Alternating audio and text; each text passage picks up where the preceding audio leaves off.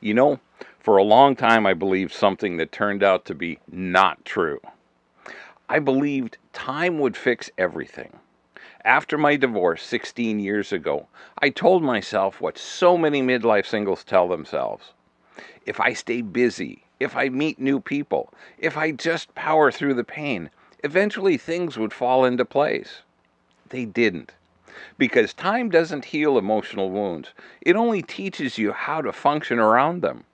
Real healing, the kind that changes how you show up in dating, relationships, and even how you see yourself. That only happens when you face what's underneath. And I didn't learn that from a book or a podcast. I learned it the hard way. Let me take you back to my turning point, the moment when everything snapped into focus for me. Growing up, I lived through the emotional chaos of my parents' marriage and divorce. As a young man, I made a private vow. I'll never end up like this. I will never get divorced. I carried that vow into adulthood. And when I got married, it wasn't just a promise. It was my identity, my proof that I would do things differently. Fast forward years later, and there I was, sitting in the rubble of a marriage that felt eerily familiar. I had married someone strikingly similar to my mother, and I had walked the same path my father did, for many of the same reasons. That realization hit me like a ton of bricks. Everything I swore I'd avoid, everything I quietly resented growing up, I had recreated. Not because I was weak, not because I didn't care, but because I hadn't done the internal work that would have helped me choose differently. And in that moment, something inside me settled. Not in defeat, but in clarity. If I was going to change my future, I had to understand my past. I had to see my patterns. I had to take ownership of the decisions I made and the ones I tolerated. I needed a different way of choosing relationships, one grounded in clarity instead of emotion, in wisdom instead of nostalgia, in truth instead of fear. That's when I started developing my must-have list and my deal-breaker list. I wasn't going to repeat my mistakes, and I wasn't going to keep dating on autopilot.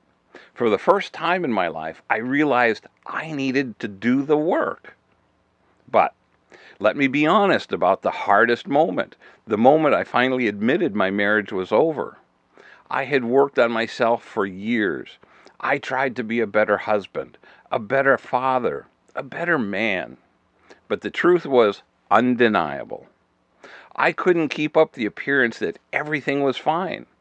Inside, I felt lonely, unappreciated, disconnected in my own home. I felt like I was walking on eggshells with every conversation.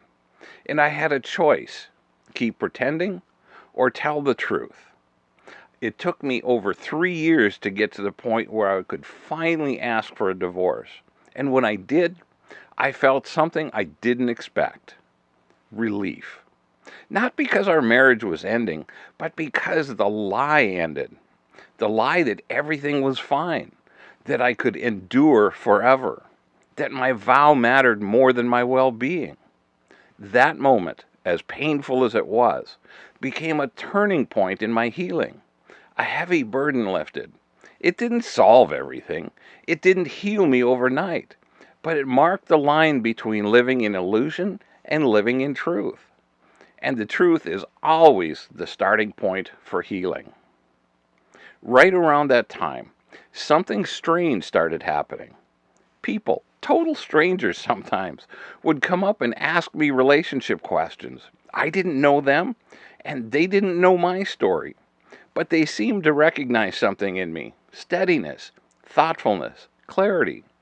And every time someone asked for advice, I found myself giving answers that came easily.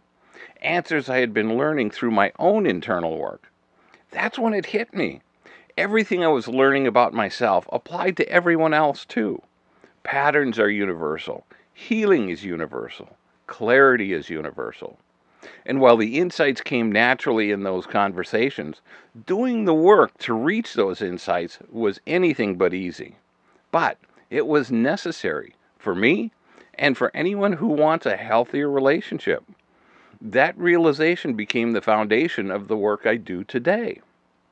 One of the first things I did was start journaling.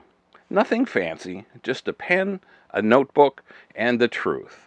It changed everything. Journaling helped me get the noise out of my head and onto paper.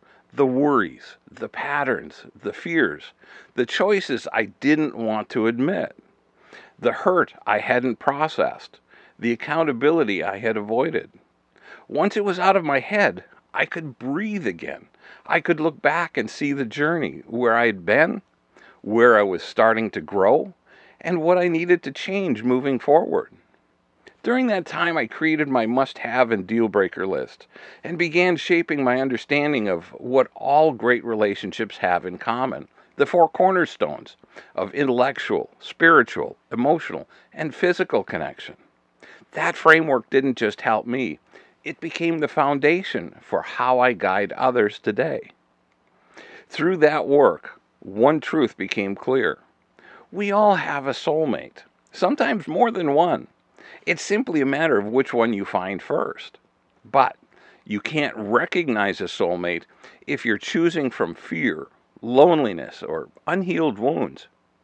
Healing gave me clarity. Clarity gave me confidence. And confidence gave me discernment.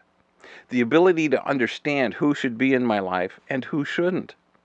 Today I date with clarity. I see red flags early. I no longer settle for potential. I no longer try to rescue broken people. And I no longer let chemistry overshadow compatibility. That's the power of the work. Now, let me shift the spotlight to you. If you're a midlife single and you keep finding yourself stuck in the same patterns, drawn to the same unhealthy dynamics, or hitting emotional walls that don't make sense, you're not broken, you're not unlucky, and you're not alone. You're just carrying old wounds into new experiences, just like I did, just like most people do. But you don't have to stay stuck there. Healing is not about perfection. It's about awareness. Awareness changes everything. It changes your choices. It changes your boundaries. It changes who you allow into your life. It changes how you show up in dating, love, and connection. And when you start doing the internal work, clarity begins to grow. But that raises the next question. What's still getting in the way of the extraordinary relationship I want? And for most midlife singles, the next barrier isn't emotional maturity. You've earned that through your healing. The next barrier is practical. Unclear boundaries, repeating old patterns, choosing from emotion instead of discernment, misunderstanding what compatibility actually requires, or simply not using modern dating tools effectively. And that's where your next step begins. I created a short quiz specifically for singles 45 to 70 called, What's Really Standing Between You and the Relationship You Deserve? In just a couple of minutes, you'll discover exactly which practical barrier is slowing you down after the healing work has begun. And you'll get a personalized action plan designed for midlife dating, not generic advice meant for 20-somethings. This isn't therapy. This isn't emotional processing. This is the strategic, practical roadmap for your next chapter. You've already done more healing than you realize. You've already survived more than you talk about.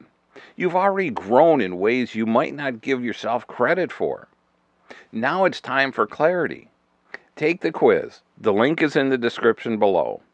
Learn your next step. And start moving toward the extraordinary relationship you've always deserved. Because once you begin healing, you're not meant to stay stuck. You're meant to move forward. And you don't have to do it alone. Thanks for watching. I'll see you in the next video.